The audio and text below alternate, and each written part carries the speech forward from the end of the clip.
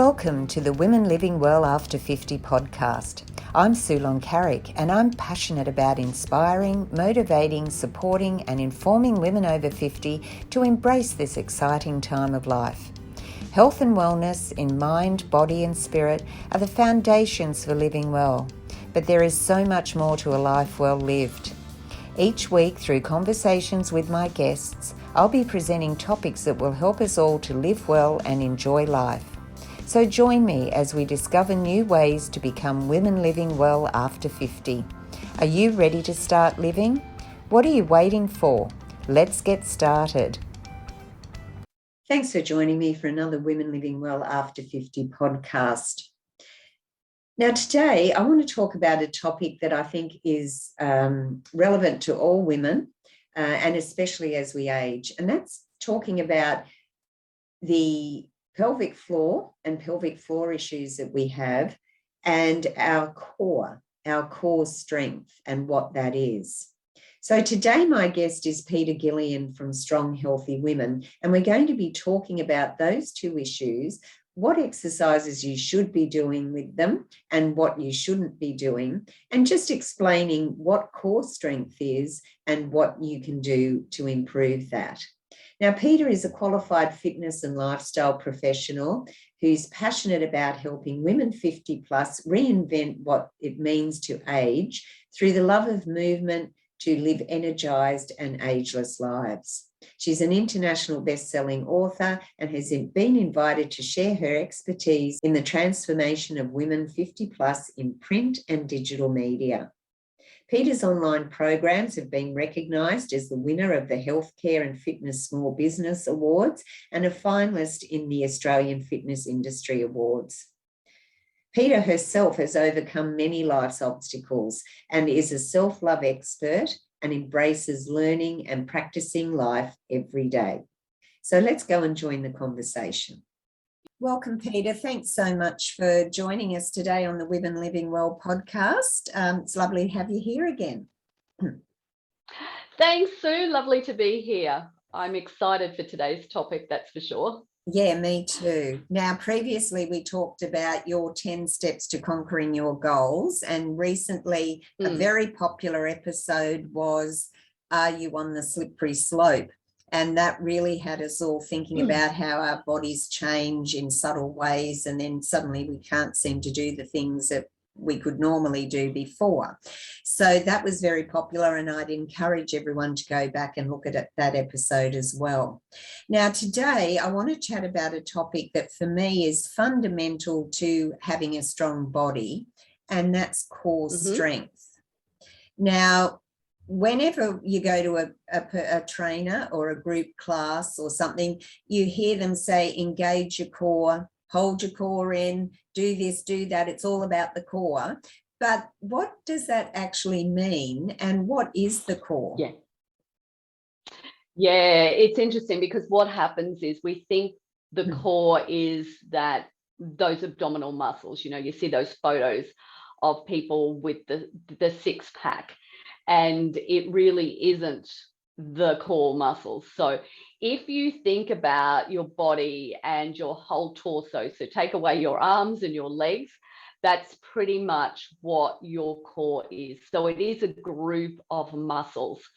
And so think about your torso as being a box. So we've got the front and the back. So our front muscles are our transverse abdominis, and then our back muscles that oppose that are the rectus abdominis and the erector spinae. And so then if we come to the sides, we've got our internal and external oblique muscles.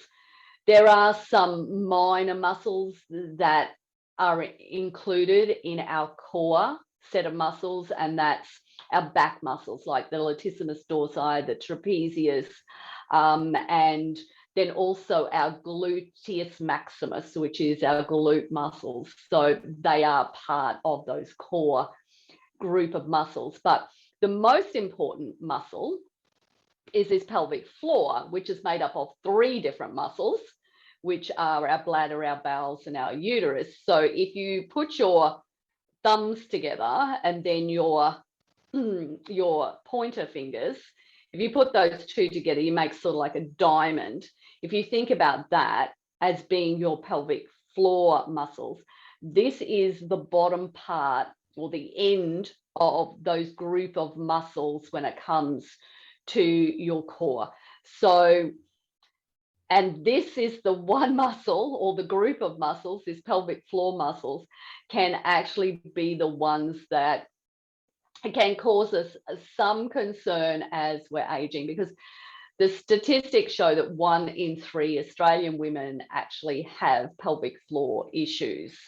And so what happens is, for each natural childbirth we get weakened pelvic floor muscles. And then the next significant time where those muscles start to decline is menopause. And really interesting, with that estrogen drop that we have during menopause, that connective tissue becomes about 50% weaker and it loses elasticity. And so what happens is, for us, we're probably noticing it, Sue, already. So we're getting out of bed a lot more of a night time. So that really tells us that we've lost some of that muscle strength in our pelvic floor. So yeah, just an area to be really, really conscious of, that's for sure. Yes, and we'll talk about that a little bit later in the in today's episode as well. So we've talked about what the core is, and we keep getting told to engage it, but why do we need a strong core? What's the purpose of that? Yeah, well, think about like that box scenario that I was just talking about. So think about that as like being a tube that runs through the middle part of your body. Now, if you don't have anything there in the middle of it supporting it, then what's going to happen is, when you move, when you lift, when you just do anything in general during the course of your daily life, what's going to happen is you're going to be swaying in the breeze, basically. So there's nothing there supporting it. So that's why that core is sometimes considered to be the powerhouse of your body. So yeah, think about it as being a straw. You know, when they get nice and flimsy and they just move in the breeze, that's what happens when we don't have that strong core running through our body. Yeah, and I know myself, when I mean, I've got a fairly strong core now, but I wasn't really concentrating on it that much, and I used to get lower back problems. And as soon as I started strengthening up that core and engaging it, being more aware of it, my back problems have gone. So you know, it does affect you if your core isn't strong. Yes, Sue, can I just say that, you know, some of those common signs, that lower back is definitely a common warning sign that, you know, those core muscles are weaker. But some of the other things that are less obvious are, you know, poor posture, that you're getting a little bit wonky on your feet and your balance is out a little bit, or that you've got low endurance for standing. So, and that was the one for me that I noticed. So if I was standing a lot, then I would start to get that niggle in the lower back. And that was because when I was standing, I wasn't engaging these core muscles. One of the interesting ones is shortness of breath. Because if you think about it, that those core muscles, the middle part of your body is where you have all your organs, or your major organs. And so what's happening is, if that core is weaker, then we're a little bit slouchy, which means we're compressing those muscles, which means we can start to have this shortness of breath or this shallow breathing happening. So if you're noticing that, it could be a sign that you do have a weaker core as well too. That's interesting. I wouldn't have thought about that, because, but I suppose it makes sense. But that is an interesting one. Now, you've often said that, and I'll quote, "Our lifestyles are killing our core strength and posture." And I'd like you to explain that, what you mean by that. So there's a lot of things that can be killing our posture in regards to lifestyle, but there's probably two major ones I want to talk about, which are sitting, as you and I sit here talking right now. So sitting is definitely one of those things that we can get very slouchy in our approach, and that we're not actually using our core muscles. So what actually happens when we sit too much is that we lengthen one group of muscles and another group of muscles get shortened. And so therefore what happens is we start to see other type of niggles and ailments occurring in our bodies. The other thing is technology. So whilst I love technology, I'm a fan of when it's working. But you know, if you think about your laptops and your computers and your mobile phone, what you tend to do is you tend to lean forward, particularly with the mobile phone. It's usually down around your waist area. So you're bending forward and you're not engaging, you know, the core muscles when you're actually looking at that phone. So something as simple as, you know, lifting that phone up in front of your face is going to actually make you use your arms, which means you're going to then have to use your core muscles. So there's a lot of little things that you can do in order to combat some of the lifestyle things that we're doing. Even carrying a handbag, you know, we tend to hook it on our shoulder. That can also impact it. And it's so important because, as we talked about in the slippery slope episode, you'll get to the stage where, you know, you can't lift things because your core just isn't helping you. You know, it's not there to give you the strength you need. And I mean, we all want to be able to lift up our grandchildren and play with them, or lift our groceries, reach up, do all these sort of things. So it's just so important to have a strong core.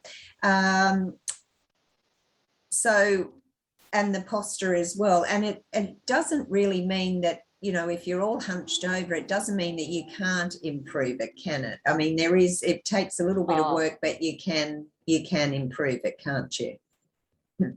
Oh, you definitely can. It's just a matter of actually starting to become more conscious of it. I know for myself, you know, I was starting to get very, very rounded with everything that I was doing. And so now I use that whole environment of people around me. Whenever I see anybody who's hunched over, it's that immediate, oh, okay, I need to stand taller. I need to, you know, put on my power pose and go, you know, I'm a strong woman. Yeah. Because when you actually go into that power pose, you certainly are feeling stronger, and you will actually do more to engage those muscles that you need to engage. Yeah. And the other thing I wanted to say was that, you know, we talk about the six packs and all these, especially younger ones, or the models, you know, the people on social media put their six packs up and everything. That is okay, but that's not really the norm, is it? I mean, you'd need to be, we don't need to get to that stage to have a strong core, do we? No, not at all, Sue. You know, I do a workout and I put up photos of what I look like, and I'm an absolute disaster. And I go, this is what real people look like when they work out. So, you know, no makeup, hair everywhere, you know, it's yeah. But, you know, if you aspire to be that person who actually has, you know, those really, really strong muscles, you know, go ahead and do that. But for most of us, we don't have the discipline to do that, because it is all about you know, the nutrition side of it, you know, being very, very disciplined in your exercise. And so for most of us, what we want to do is we want to cope with and enjoy our life, and we want to do that on our terms. So we want to approach our strength and our fitness and our flexibility thinking about what's important to us and how we want to look. And so I think the first thing in that is to get away from that idea of that we need to look like that, we need to be that certain way, because it is for us about being how we want to be. That's We right. don't want to be the woman who, we don't want to be that woman who's, confined to the house and looking at the four walls, but we also don't have to be that woman who is, spending hours and hours at the gym and very, very strict on the what she eats and how she eats, and not getting out there and enjoying her life either. Yeah, and I think that's an important point, though, that you raised about the fact that if people want to do that and aspire to that, great. I mean, I admire those people because they have that commitment, determination, and if that's what they want to do, fantastic. But I'm just saying also that you don't need to use that as an excuse and say, oh, I could never look like that. Because you can still have your strong core, your strong body, with just working out like normal people do, and like we do in Strong Healthy Women, 3 times a week with our strength and resistance training. We've got a couple of cardio sessions that we do, or high paced for our heart. So we're getting a well-rounded program, but we're not being bodybuilders or having to, I mean, what is our session? A 40-minute session out of your day. And, you're getting your strength and your flexibility as well there. So, we can still be strong and be healthy, which is the most important thing. But if you want to go further, you go to whatever you want to do, because I'm big on living life your way. Living the way you want to be. Don't compare yourself to other people. I think, Sue, it is about moving freely and easily. That's really what it comes down to. And, if you think about those 2 words, what they really mean is mobility. And, when we conjure up thoughts and images of mobility, we think about, older people with wheelie walkers and limitations, but it isn't. Mobility is about us, being able to get out there and do the things that we want to do. For me, I love spending time with my grandkids, as I know you do as well too. But I'm that grandmother who is on the trampolines, I'm climbing trees, I'm hiking mountains, I'm playing football, I'm doing all sorts of things, riding bikes. Everything that those kids want to do, I'm doing it with them, because what that does for me is it reminds me of my childhood. It brings out that playfulness, that youngness that I want to embrace. So I want to be that ageless woman. I don't want to be that woman who is sitting on the sidelines watching, going, oh, that's lovely, darling. That isn't me. I want to be involved. Yeah, and the kids love you being involved as well, don't they? I mean, I think it just helps with the bond, and yeah, you're right. It just brings out your inner child, doesn't it, when you're with them? Because kids are just, they're just a joy to be with. So that's a good point. All right, now let's talk about pelvic floor issues and exercise, because there's many women out there who, as you said, have got pelvic floor issues, such as prolapse, incontinence, or a general weakness, and they're just too afraid to exercise because, they're of those concerns. So what advice would you give to women who want to remain active, but they just feel that little concern because of their pelvic floor? Yeah, so I think the first thing is that if you have any concerns, that you actually go and get some professional advice and you get it assessed to see just where you are sitting on that scale, so you know exactly where it's at. And it's just like any other type of injury that you have, it's better to know what it is so you can treat it accordingly. So, but once you know that, then what's important is to be aware that you can go and exercise once you've got that clearance to do so. But you want to be exercising with a professional who has pelvic floor certification. So, they know the exercises that you should and should not do, that they're conscious of what changes need to be made in your workout. So, you know, if you're someone who's going to group sessions at the moment and you have pelvic floor issues, then the first thing that you need to do is put your hand up and say, I've got pelvic floor issues. You know, it shouldn't be a topic that we're not able to talk about, because it is a fact of life. Yeah. So that's the first thing. And, you know, that trainer who's there needs to be able to take that into consideration for you. If they don't, then you need to go and find somewhere else that can actually help you build up your strength in your body, but at the same time still stay safe and not cause any more damage to your pelvic floor area. That's important, because I also, with your trainers, you need to know that they know what they're doing regarding that, because there are exercises that we can't do when we've got, especially with severe pelvic floor issues, but there's also modifications that we can do for some exercises as well. So if you've got a trainer that has that knowledge, they're going to be able to help you, because you don't want to worsen the problem. So the easiest way, and the number one thing that everyone can do right now, is to think about their belly button as being their on-off switch, because that's the center point or the powerhouse of your whole entire body. So each time you sit, you stand, you move, you think about, okay, have I pushed that switch on? Have I engaged it? So it is just a simple matter of drawing it in. So if everybody was to do that now, draw in that belly button, you'll feel it coming in, pushing towards your spine.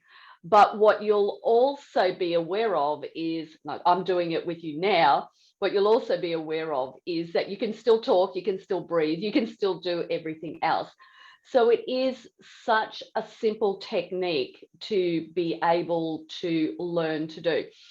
The thing about it though, Sue, is that drawing that belly button in is not something that we are naturally doing. So we need to be more conscious of doing it. And so what I personally use, for me, this works an absolute treat. And I know that I've shared this with a lot of ladies in our community as well too, which is, when you're out, just look around. The minute that you look around, you will see people slouching. You will see people shuffling their feet. You will see all sorts of things going on with their bodies. And I always use that, looking around at my environment, as this memory jogger to, hang on a minute, am I engaging my core muscles right now? Have I actually activated them? You know, and even if you're out on a walk, as an example, and you're going past a window, take a glimpse at yourself and see what you're doing. Because I know for myself, even with walking, what can happen is that I can start to slouch in that as well. So I think the biggest tip that I can give everybody is to really think about your belly button. Yeah, and that's easy to remember. Now, we touched a little bit on pelvic floor issues and exercise, and there's many women who experience pelvic floor issues such as prolapse, incontinence, and then they're afraid to exercise. So what advice do you have for women who want to remain active, but they've got that concern? Yeah, okay. Well, the first thing that I would say is, there are two types of incontinence. There's your what they call urge, and the other one is called stress. And so the stress is probably the most common one when it comes to exercise. So when you put a little bit of stress on your body, when you laugh, when you cough, when you exercise, you get a little bit of leakage. Whereas the urge one is where you get that sudden need to have to go to the bathroom, but the reality is there's probably just a trickle comes out. And so what you want to do is firstly be aware of it. The second thing is to, you know, talk to a professional about it. So there are a lot of different physios who are certified in pelvic floor and helping you re-engage that part of your body. But when you are into your exercise and you're working with a personal trainer or you're working in a group environment, you want to make sure that the coaches and the trainers that you're working with, that they are pelvic floor certified. So that's the second aspect of it. And it really horrifies me sometimes when I see women doing things and I know that they have pelvic floor issues. You know, they're out. So for example, you know, my daughter-in-laws, when they're out exercising with their personal trainers, and you know, I'm almost pulling my hair out type of thing, because I know that they have issues, but they're not being protected when they're actually working out. So you really need to make sure that you are working with a professional and someone who is certified in that part of your body. Yes, that's just so important. And you know, it comes down to really doing your homework on the personal trainer to make sure that they are, you know, qualified, especially in that area. Now, are there any exercises we can do to strengthen our pelvic floor? Well, I think, Sue, the thing to look at is exercises that you shouldn't do to start with. Yeah.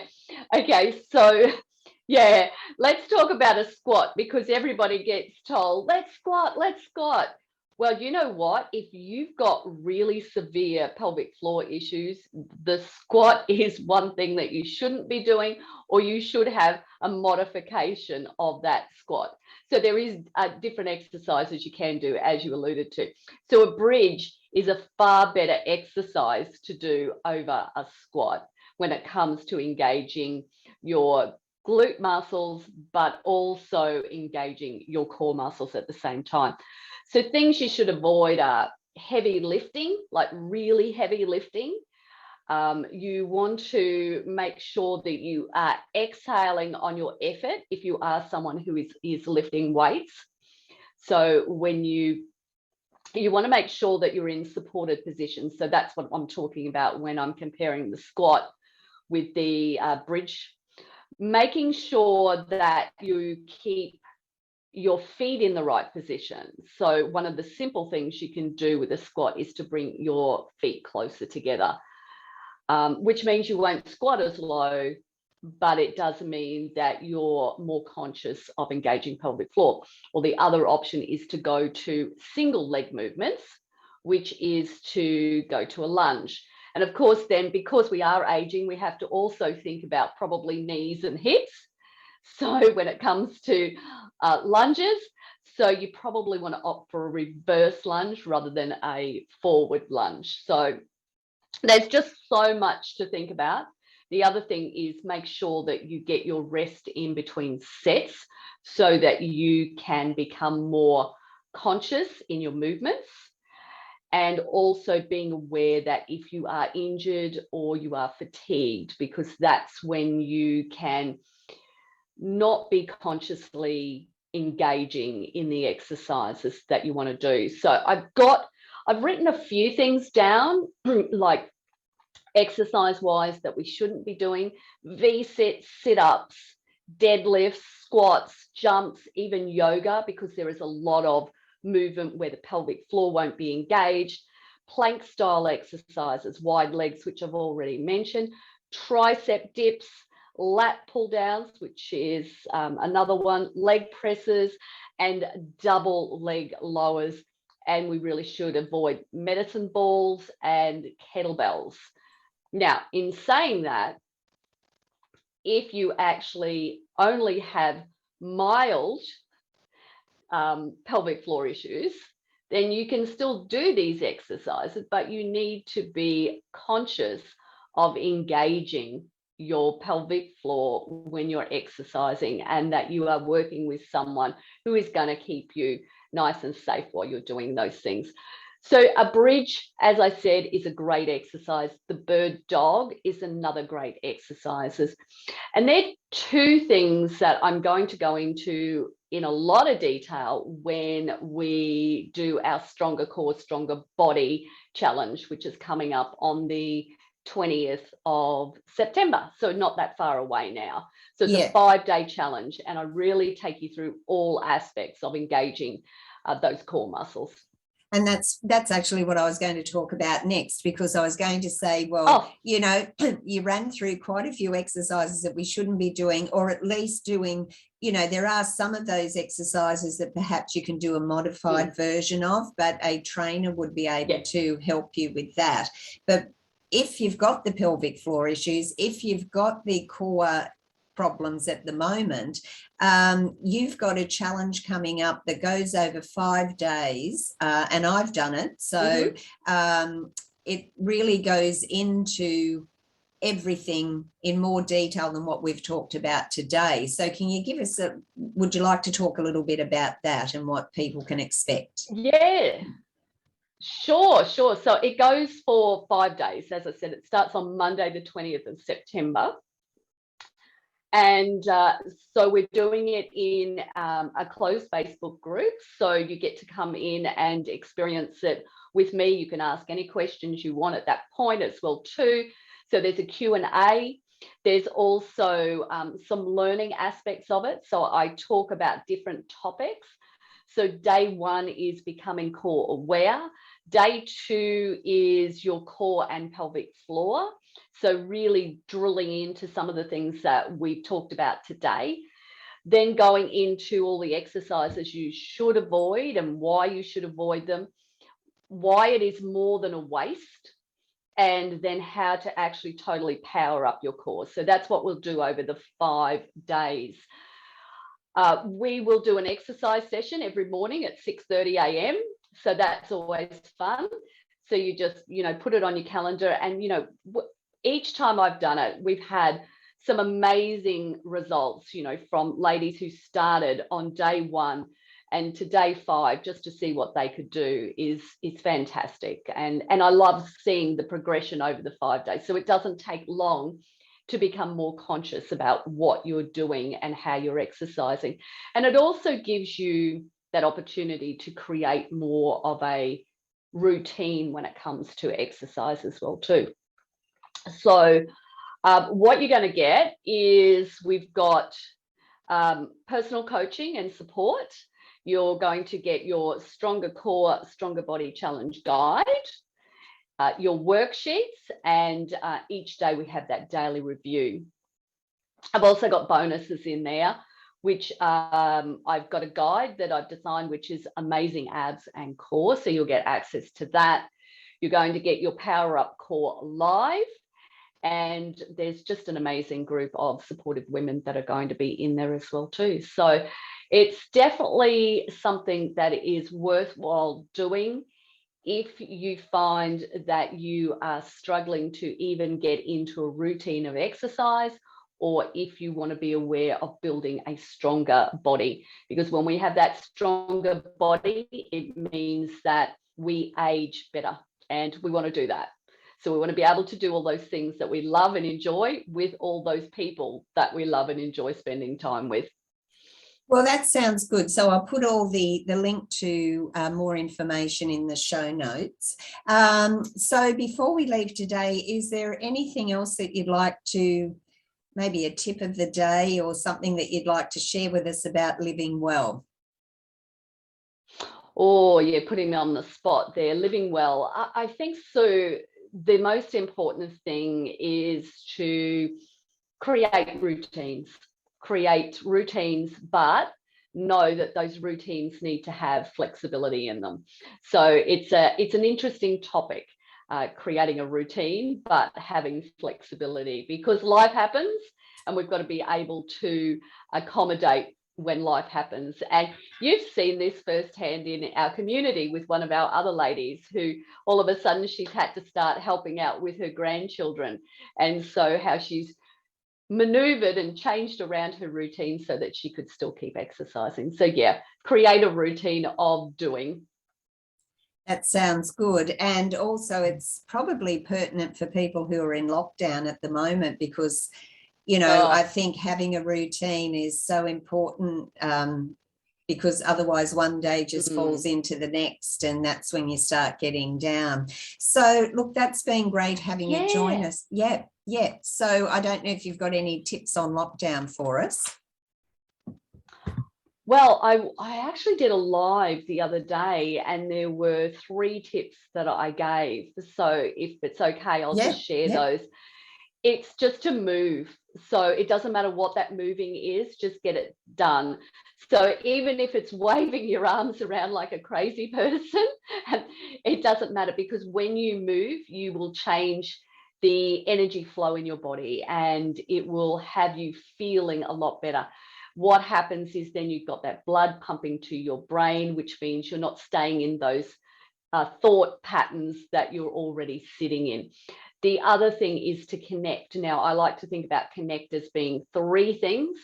Connect with others. So reach out to others, spend time connecting with yourself and being honest with yourself, and get out to nature. So if you can get your feet on a piece of grass, or look up to the sky and get a little bit of sunshine on your face, or whatever wind, it doesn't matter. Just that nature is just nurturing to our soul. The other thing is to just have purpose. So, because what can happen is we can very easily lose the focus and the motivation to get out of bed. And so what we want to do is create a reason for ourselves to get up each day and to enjoy whatever it is that we can enjoy, because there are moments in the day. So all we have to do is look for them. Yeah. No, that's great advice. So it's been lovely having you join us again, Peta. You always have something of relevance and important to us to live well and enjoy our life. And I'll be putting all the details in the show notes. So I hope that everyone will take away those points that Peta has given us today. And it's been great having you with me, Peta. Thanks, Sue. A pleasure as always. I always enjoy getting the message out about, living well and reinventing the way we age. Exactly. So thanks for that. And I'll see you next time with my next guest on the Women Living Well After 50 podcast. Bye for now. It was great to chat to Peta about our core strength, why it's so important for us, and also what we should and shouldn't be doing as far as exercise goes if we've got pelvic floor issues. I hope you've enjoyed today's episode, and if you would like to leave me a review, that would be great, or leave me a comment. Always love to hear from you. I'll be putting Peta's information, especially about the Stronger Body, Stronger Core challenge that's coming up in September, and they'll be in the show notes. That's all for today. So remember to live well, enjoy life, and most of all, be a woman living life her way.